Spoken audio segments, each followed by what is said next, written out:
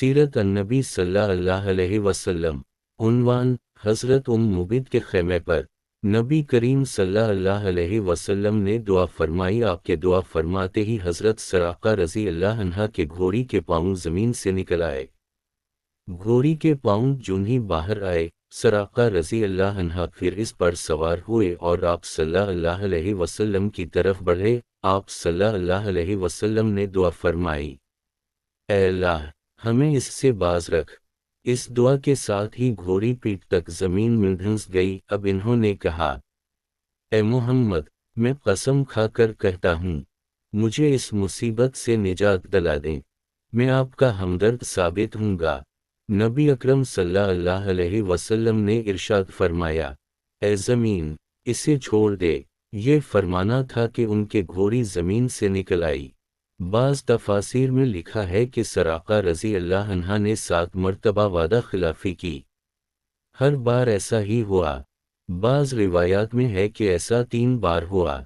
आखिर हज़रत सराक़ा रज़ी अल्लाह अन्हा समझ गए थे वो आप सल्लल्लाहु अलैहि वसल्लम तक नहीं पहुँच सकते। चुनांचे इन्होंने कहा, मैं अब आपका पीछा नहीं करूँगा। आप मेरे सामान में से कुछ लेना चाहें तो ले लें, सफ़र में आपके काम आएगा। हुज़ूर सल्लल्लाहु अलैहि वसल्लम ने उनसे कुछ लेने से इनकार कर दी और फरमाया, तुम बस अपने आप को रोके रखो और किसी को हम तक ना आने दो। आप सल्लल्लाहु अलैहि वसल्लम ने सराक़ा रज़ी अल्लाह से ये भी फरमाया, ए सराक़ा, उस वक्त तुम्हारा क्या हाल होगा जब तुम्हें कसरी के कंगन पहनाए जाएंगे। सराक़ा रज़ी अल्लाह अन्हा ये सुनकर हैरान हुए और बोले, आपने क्या फरमाया? कसरी बादशाह के कंगन मुझे पहनाए जाएंगे? इरशाद फरमाया, हाँ, ऐसा ही होगा। हज़रत सल्लल्लाहु अलैहि वसल्लम की ये हैरत अंगेज़ पेशन गोई थी, क्योंकि इस वक्त ऐसा होने का कतई कोई इम्कान दूर दूर तक नहीं था। लेकिन फिर एक वक्त आया कि हज़रत सराक़ा रज़ी अल्लाह अन्हा मुसलमान हुए। हज़रत रज़ी अल्लाह अन्हा के दौर में जब मुसलमानों को फुतूहात पर फुतूहात हुई और ईरान के बादशाह कसरी को शिकस्त फाश हुई तो उस माल गनीमत में कसरी के कंगन भी थे। ये कंगन हज़रत रज़ी अल्लाह अन्हा ने हज़रत सराक़ा रज़ी अल्लाह अन्हा को पहना है। और उस वक्त सराक़ा रज़ी अल्लाह अन्हा को याद आया कि नबी करीम सल्लल्लाहु अलैहि वसल्लम ने हिजरत के वक्त इरशाद फरमाया था, ए सराक़ा, इस वक्त तक तुम्हारा क्या हाल होगा जब तुम्हें कसरी के कंगन पहनाए जाएंगे। अपने ईमान लाने की तफसील सराक़ा रज़ी अल्लाह अन्हा यूं बयान करते हैं, जब रसूल करीम सल्लल्लाहु अलैहि वसल्लम हुनैन और ताइफ के मार्कों से फारिग हो चुके तो मैं उनसे मिलने के लिए रवाना हुआ। उनसे मेरी मुलाकात जराने के मकाम पर हुई। मैं अंसारी सवारों के दरमियान से लश्कर के इस हिस्से की तरफ रवाना हुआ जहां आप सल्लल्लाहु अलैहि वसल्लम ने अपनी ओनटनी पर तशरीफ़ फरमा थे। मैंने नज़दीक पहुंचकर अर्ज़ किया, ऐ अल्लाह के रसूल, मैं सराक़ा हूँ। इरशाद फरमाया, करीब आ जाओ। मैं नज़दीक चला आया और फिर ईमान ले आया। हज़रत सिद्दीक़ रज़ी अल्लाह अन्हा ने कसरी के कंगन मुझे पहनाते हुए फरमाया था, तमाम तारीफ़ें इस ज़ात बारी ताली के लिए हैं जिसने ये चीज़ें शाह ईरान कसरी बिन हुर्मिज़ से छीन लें, जो ये कहा करता था, मैं इंसानों का परवरिदगार हूँ। ये सराक़ा नबी अकरम सल्लल्लाहु अलैहि वसल्लम से माफ़ी मिलने के बाद वापस पलटे और रास्ते में जो भी आप सल्लल्लाहु अलैहि वसल्लम की तलाश में आता हुआ इन्हें मिला, ये उसे ये कहकर लौटाते रहे, मैं इस तरफ ही से होकर आ रहा हूँ, इधर मुझे कोई नहीं मिला। और लोग जानते ही हैं मुझे रास्तों की कितनी पहचान है। गर्ज़ इस रोज़ ये काफ़िला तमाम रात चलता रहा, यहाँ तक कि चलते चलते अगले दिन दोपहर का वक्त हो गया। अब दूर दूर तक कोई आता जाता नज़र नहीं आ रहा था। ऐसे में सामने एक चट्टान उभरी हुई नज़र आई। इसका साया काफ़ी दूर तक फैला हुआ था। हुज़ूर अकरम सल्लल्लाहु अलैहि वसल्लम ने इस जगह पर पड़ाव डालने का इरादा फरमाया।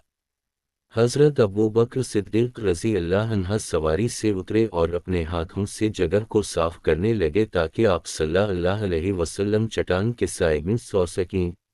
جگہ صاف کرنے کے بعد حضرت ابو بکر صدیق رضی اللہ عنہ نے اپنی پوستین وہاں بچھا دی اور عرض کیا، اللہ کے رسول، یہاں سو جائے، میں پہرا دوں گا۔ علامت واقع، حضور اکرم صلی اللہ علیہ وسلم سو گئے۔ ایسے میں حضرت ابو بکر صدیق رضی اللہ عنہ نے ایک چرواہے کو چٹان کی طرف آتے دیکھا، شاید وہ بھی سائے میں آرام کرنا چاہتا تھا۔ ابو بکر صدیق رضی اللہ عنہ فوراً اس طرف مڑے اور اس سے بولے، تم کون ہوں؟ علامت واقع، اس نے بتایا، میں مکہ کا رہنے والا ایک چرواہا ہوں۔ حضرت ابو بکر صدیق رضی اللہ عنہ بولے، کیا تمہاری بکریوں میں کوئی دودھ والی بکری ہے؟ جواب میں اس نے کہا، ہاں ہے۔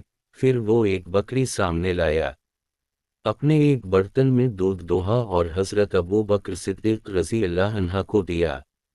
وہ دودھ کا برتن اٹھائے آپ صلی اللہ علیہ وسلم کے پاس آئے جو کہ اس وقت سو رہے تھے۔ انہوں نے آپ صلی اللہ علیہ وسلم کو جگانا مناسب نہ سمجھا، دودھ کا برتن لیے اس وقت تک کھڑے رہے جب تک کہ آپ صلی اللہ علیہ وسلم جاگ نہیں گئے۔ حضرت ابو بکر صدیق رضی اللہ عنہ نے دودھ میں پانی کی دھار ڈالی تاکہ وہ ٹھنڈا ہو جائے، پھر خدمت میں پیش کیا اور عرض کیا، یہ دودھ پی لیجئے۔ آپ صلی اللہ علیہ وسلم نے دودھ نوش فرمایا اور پوچھا، کیا روانگی کا وقت ہو گیا؟ حضرت ابو بکر صدیق رضی اللہ عنہ نے عرض کیا، جی ہاں، ہو گیا ہے، اب یہ قافلہ پھر روانہ ہوا۔ ابھی کچھ دور ہی گئے ہوں گے کہ ایک خیمہ نظر آیا۔ خیمے کے باہر ایک عورت بیٹھی تھی، یہ مبید رضی اللہ عنہا تھیں، جو اس وقت تک اسلام کی دعوت سے محروم تھیں۔ ان کا نام عاتکہ تھا۔ یہ ایک بہادر اور شریف خاتون تھیں۔ انہوں نے بھی آنے والوں کو دیکھ لیا۔ اس وقت مبید رضی اللہ عنہا کو یہ معلوم نہیں تھا کہ یہ چھوٹا سا قافلہ کن ہستیوں کا ہے۔ نزدیک آنے پر حضور صلی اللہ علیہ وسلم کو مبید رضی اللہ عنہا کے پاس ایک بکری کھڑی نظر آئی۔ وہ بہت ہی کمزور اور دبلی پتلی سی بکری تھی۔ آپ صلی اللہ علیہ وسلم نے مبید رضی اللہ عنہا سے دریافت کیا، کیا اس کے تھنوں میں دودھ ہے؟ علامت واقع، مبید رضی اللہ عنہا نے بولیں، اس کمزور اور مریل بکری کے تھنوں میں دودھ کہاں سے آئے گا؟ آپ صلی اللہ علیہ وسلم نے ارشاد فرمایا، کیا تم مجھے اس کو دوہنے کی اجازت دو گی؟ اس پر مبید رضی اللہ عنہا بولیں، لیکن یہ تو ابھی ویسے بھی دودھ دینے والی نہیں ہوئی، آپ خود سوچئے یہ دودھ کس طرح دے سکتی ہے؟ میری طرف سے اجازت ہے، اگر اس سے آپ دودھ نکال سکتے ہیں تو نکال لیجئے۔ حضرت ابو بکر صدیق رضی اللہ عنہ اس بکری کو حضور اکرم صلی اللہ علیہ وسلم کے پاس لے آئے۔ حضور صلی اللہ علیہ وسلم نے اس کی کمر اور تھنوں پر ہاتھ پھیرا اور دعا کی، اے اللہ، اس بکری میں ہمارے لیے برکت عطا فرما۔